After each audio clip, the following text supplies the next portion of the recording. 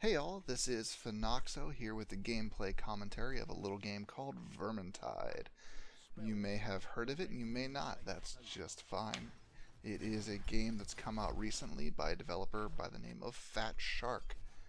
You can tell Minerva's probably put on a little bit of weight here, but she has presented us with quite a fine game. That was a joke.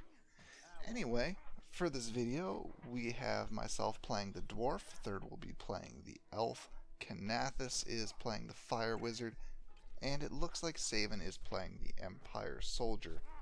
Now, these names might be foreign to you unless you've paid a lot of attention to the development of my games. Third is responsible for a character called Cotton and a character called Alice. Kanathis is probably best known for Minerva, and Saven is well known for Helia and Anno. They have been my friends for quite a long time, and we do still hang out and play games together, which is always good. So, you wonder why the rat men haven't attacked? Grey magic, that's why. There's an enchantment on this place. Keeps Grey magic. But the magic's faded. I'm going to go ahead and start talking over this. The gist of it is we fight out of an inn that has been magically protected by this wizard, and we have to go back to his tower to get a new protection spell for our inn. This game does feature loading times a little bit on the long side. I actually don't recall if I have it installed on my SSD. My bet would be yes, but I really hope not, because this is a lot of black screen to be looking at. Now, this was apparently recorded back in the beta client, so there may be a few more bugs and glitches than normal, but to be honest, between the beta and the official release version, there has not been a tremendous amount of difference. It's basically the same thing. They just slapped a beta tag on it and used it as a demo like every other publisher out there nowadays. I can't honestly think of the last time I got into something that called itself a beta and was actually an unfinished product and not a demo called a beta. It's one of the most infuriating things to me nowadays. But that said, that's just part of the ecosystem that we live in nowadays.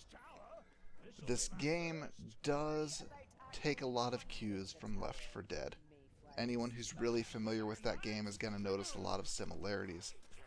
But the biggest differentiator between the two is that this game is more melee focused. You can see me pulling out my hammer and really laying into these rats. And I can honestly say the melee combat feels really good. There are few things better to me than laying into a rat with a hammer and just making its head disappear into its neck, or cleaving through a group of them with a two-handed sword and watching them reel back, black blood flying, splattering into the air every which way. Also, the guns themselves do still feel pretty good, even if they're pretty limited. You can see on the user interface there, I've only got about 19 shots left for the shotgun already. It's not something you can really lean on too heavily. Now, there are ammo pickups scattered around the level, but it is best to let those be picked up by the more ranged focused characters like the Elf. Third is playing the Elf in this gameplay, and he has a bow that lets him lock on for automatic headshots, which is pretty much essential for some of the special vermin. Now, special vermin are something a little bit different from the rest of these red-shirted hordes. They have all kinds of unique abilities. There's the hook rats, they can drag you away from the party. There's assassins that can jump on your back and stab you until your party smacks them off of you. There are rat ogres, which are hulking behemoths, as their name would indicate.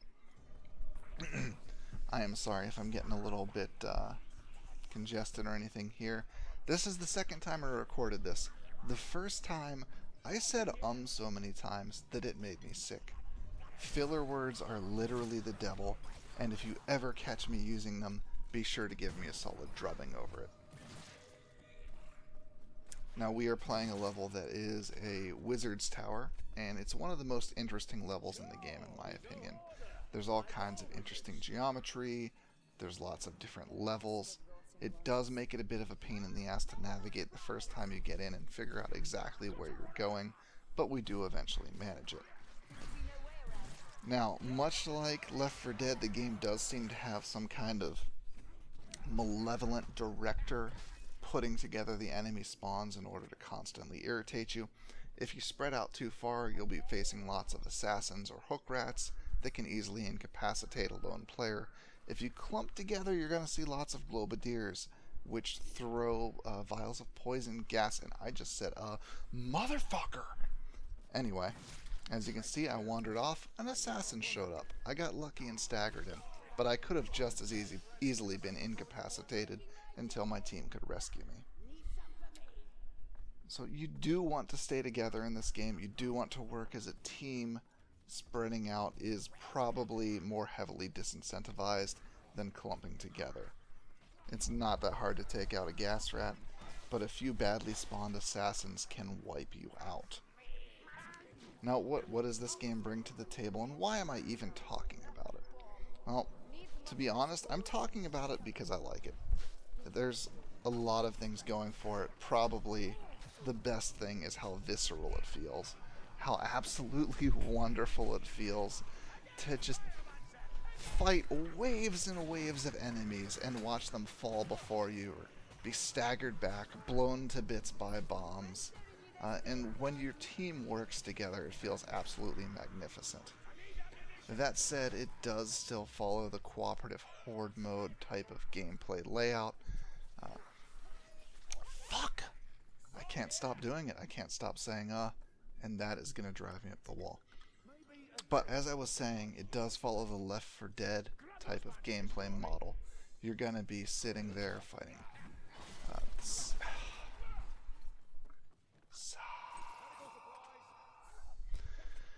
You're going to fight big hordes of enemies. You're going to fight special enemies who do the same types of mechanics that they do in Left 4 Dead. If you've ever been pulled away from your party by an enemy, it's still going to happen in this game. If you've ever fought a special enemy who is huge and knocks you around and takes a ton of damage in the game, well, we have a rat ogre for that. Every sort of special enemy from Left 4 Dead seems to be reflected here. Now, I'm not saying that they're copying it, but it does seem to be something almost necessary for the genre. If you're going to play a game where there's 4 of you working together against hordes, in order to make it interesting, you've got to have a couple things mixing it up. And there's only a couple ways you can really mix it up. You know,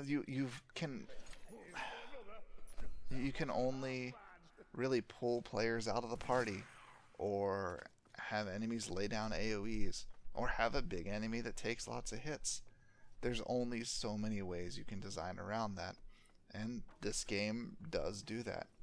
Blessedly, they at least keep it in canon for Warhammer. These are all types of enemies you could expect the Skaven to manifest, and that is the name of the rat men that you face in this game, is the Skaven. If anyone's been big into Warhammer, from what I understand, this game takes place during the end times, shortly before they more or less rebooted the setting in order to start anew. An effort, I understand, is largely motivated by the fact that Warhammer 40k sells like gangbusters, and Fantasy Warhammer not so much. It's kind of the inverse problem of what I have, honestly. I'm constantly being harassed about COC, and my space game, Trials in Tainted Space, does not seem to warrant quite as much love. And here, this is what happens when you get dragged away by a hook rat, and there goes Kanathus. Luckily, Third does save him here, and the party comes to my rescue in short order. You've really got to watch spreading out, and you've really got to cover each other's backs. When hook rats or assassin spawns, it's very easy for the whole party to get taken apart. Another thing I want to talk about in this room is how much effort went into this particular map. This is the Wizard's Tower, and it's full of illusions. This room looks completely different depending on what character you're playing. The wizard there that Kanathus is playing, I'm pretty sure he sees some kind of crazy-ass bonfire. Me, I'm playing the dwarf, so I see an underground treasure hall. The soldier sees a wooded village. The elf sees lush woodland forests. And yet we're all still fighting in the same game space against the same enemies. It's a very cool mechanic and something that isn't really attempted by very many games nowadays. Now, as you can see there, what we had to do was release a catch and then fight off hordes until the door opened up. It wasn't too much trouble for us. We are playing this on the normal difficulty, but on hard and the difficulties above that, it gets pretty goddamn insane. I have to comment on just how much I love smashing through barriers in this game. I cannot resist. If there's a barrier, if there's a door, even if the party opens up a door, I will stop and smash down the door just because I want to watch it break apart, just because it feels that great to two-shot it with my hammer. The hammer feels really, really good. And honestly, you could say the same thing about most of this game. Everything feels really solid. Sure, there's the occasional glitch where a hook rat might clip through geometry while he's dragging you away. Some of you sharp-eyed viewers might have noticed that in the past segment. But it looks so nice when you shoot someone with a shotgun and a spray of black blood vomits out of their severed trachea, or when you're just laying into them with hammer-based power attacks. Even when you're fighting a rat ogre like that big, beefy bastard, and just barely dodging out of the way of his backhands. I don't really manage it in this gameplay, but it is possible. Here we just kind of try to brute force it. We use lots of bombs. We spray lots of shotgun shells to try and thin out the horde. But it is possible to kind of finesse these bastards down. The game does seem to have a high skill ceiling. I'm just not skilled enough to get anywhere near it. Another thing that is pretty great here is the commentary between the different characters. They all fit their personalities. The elf and the dwarf in particular have some of the best lines. They will sit there and argue, bitch, make fun of each other, and we're pretty sure that after all these missions are said and done, they probably have some pretty great hate sex. Let's be honest. I don't know what their kids are going to look like, but I'm definitely headcanoning those two as being in some kind of really kinky relationship.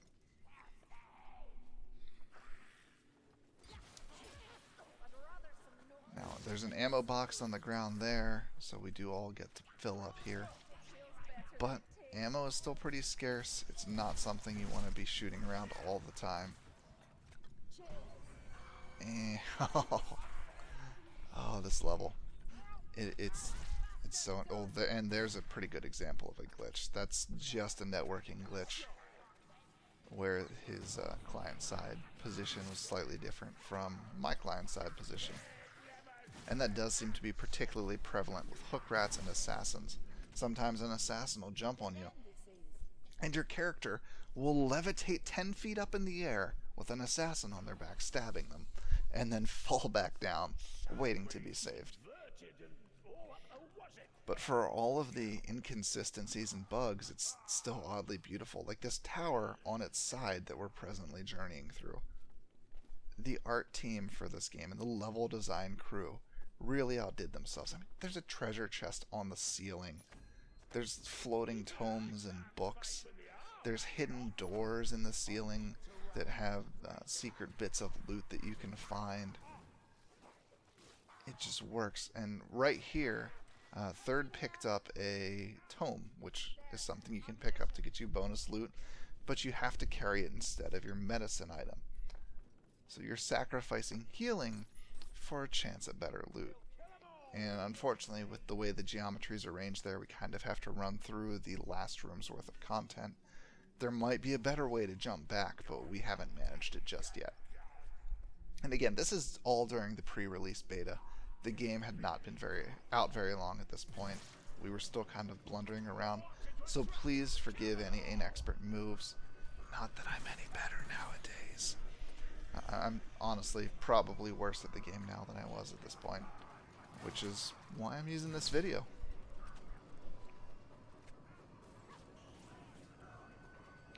Now we are coming up on another cool room, I think. There's going to be A really cool illusion that we stumble into.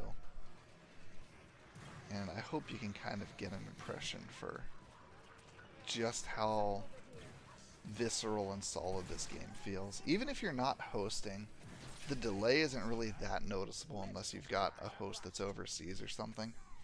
It's very well put together. The graphics look solid, even though it doesn't use an engine I've ever heard of, or one I would associate with being pretty like Unreal. But it's passable. It really is. For an indie game, the quality on display here is just so good. Now, since we just did pick up another tome there, or actually I think Third dropped his tome, healed himself, and picked up another tome. But since tomes are on the screen, I'm going to go ahead and kind of run through a little blurb about them here, and how the loot mechanics work. The loot mechanics for this game are pretty simple. You finish the mission, and you get to play a little dice minigame. Now, it's not much of a minigame. You roll some dice, and if you roll well, you get loot. But it does tie into the mission as a whole. There are certain things you can do to get better quality dice so that you can roll higher. For instance, tomes give you some pretty fantastic dice. And holy shit, I love this part of the map. I love that you're fighting through what amounts to a hallway, and it's overlaid with a post-apocalyptic wasteland illusion where you're scaling some fucking evil-ass wizard's tower. But back to my other point. Tomes give you better loot. There are cursed loot die you can find in treasure chests that give you better loot. And there are grimoires, which picking up will reduce your total hit points, but are guaranteed to boost your loot rolls. All in all, it's a pretty solid system to optionally raise the difficulty of the game in order to get better loot. I love smashing these little bastards' heads in. It's gotten to the point where me and my friends refer to this game not as Vermintide, but as rat fucking. Because we are just totally fucking over the Skaven this whole time. Now, I've rambled quite a bit about how much I like this game, but it's still not perfect. There's all kinds of issues with that loot mechanic I just talked about that I don't really like. Most importantly is the loot progression. And the loot... I've kind of rambled off. The loot progression is important, but the fact that you don't necessarily get items for your class is probably my biggest beef. If I'm playing the dwarf, like I am here, it's entirely possible that I could wind up getting an item for the wizard, a class I never play and hate playing. The wizard could possibly get a legendary item for the dwarf. Worse than that is the fact that the difficulty rating you play the game on seems to kind of gate off your possible drops. On normal, you could potentially get a green or a blue or a white. Just like World of Warcraft or Borderlands or any game in the past decade, white is kind of garbage tier, green's kind of blue is sort of okay. These items do have special stats on them. For instance, my hammer has an ability that can restore some of its stamina or temporarily boost its swing speed. But in addition to the random proc effects that you can get, it also does more damage. This wouldn't be quite so irritating if it wasn't for the fact that you needed to play on higher difficulties to get better loot.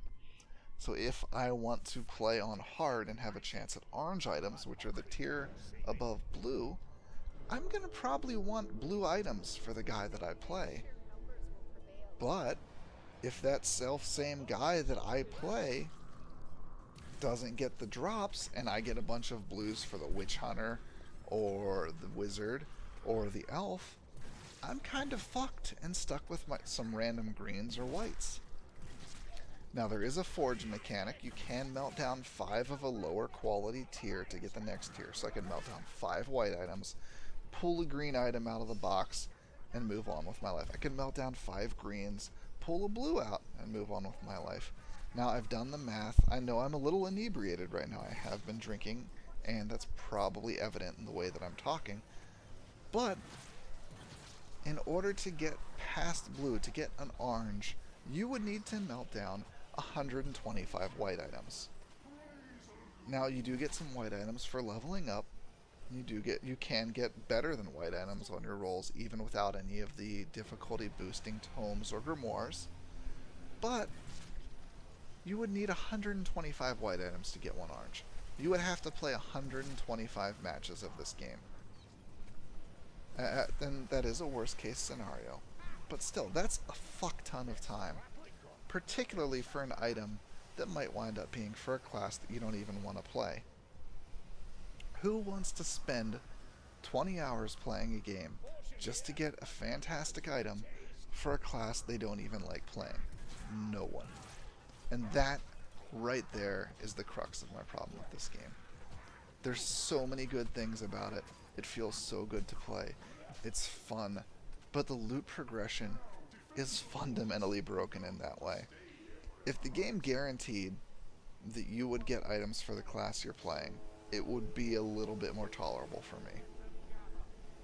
If there was a way to get higher tier items without having to go into Cataclysm or Insanity or whatever the difficulties are called where friendly fire gets turned on, that would be nice. The hard difficulty alone is a huge challenge for me. Maybe I'm just bad at the game. These types of games have never been my specialty. But me and my friends have struggled immensely with beating the game beating missions on hard. Hell, the last mission of the game, I believe it's called the White Rat or something. I played it the other night, and we wiped 3 or 4 times before we were able to complete it. It was just an unceasing horde of rats. There was barely enough time at any point to even stop and use a healing item, let alone scan your surroundings, pick some up, and patch yourself up properly. It was an absolute bitch. I don't know how people are beating it on harder difficulties. Maybe they're just better at the game than me, and that's entirely feasible. I feel like I've gotten worse at games in general as I've gotten older, particularly first-person shooters as my reflexes have atrophied. But I did still have fun with this game. It's not that expensive. It's 20 or 30 bucks, brand new. If you've got some pals who are looking for a cooperative game to take a whack at, this might be the one for you. It's a breath of fresh air in a space that I feel like hasn't really seen that much since Left 4 Dead and Left 4 Dead 2.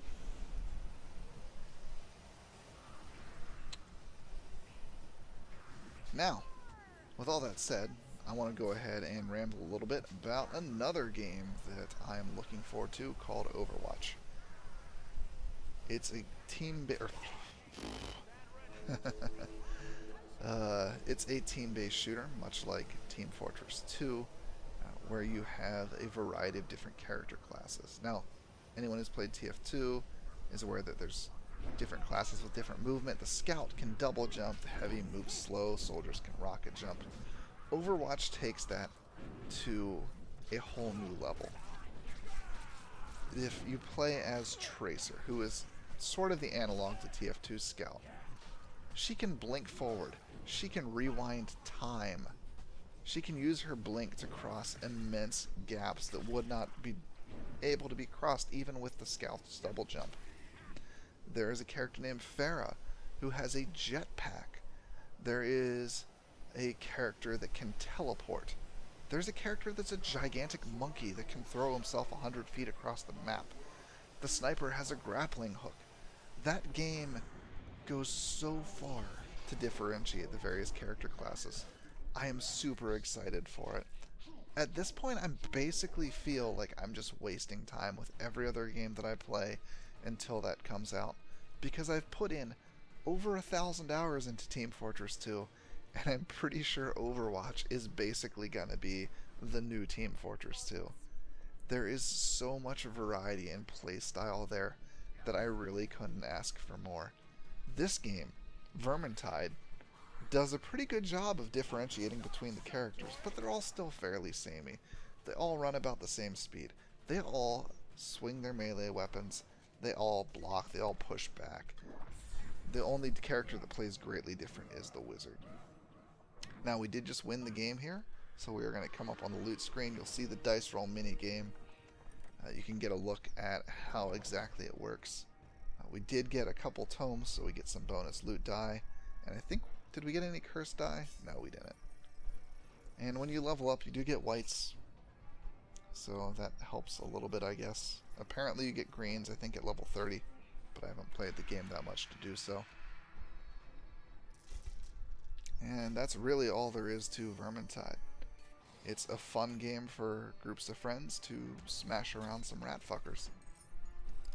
I hope you've enjoyed watching us play. I hope my commentary hasn't bothered you too much. This is not something I'm skilled at, but if you like it, be sure and leave me a comment. Let me know what you think. Let me know if I should be more drunk, if I should be less drunk, if I just shouldn't do these at all and should just leave our conversations in from when we're playing. Let me know. Once again, thank you for watching.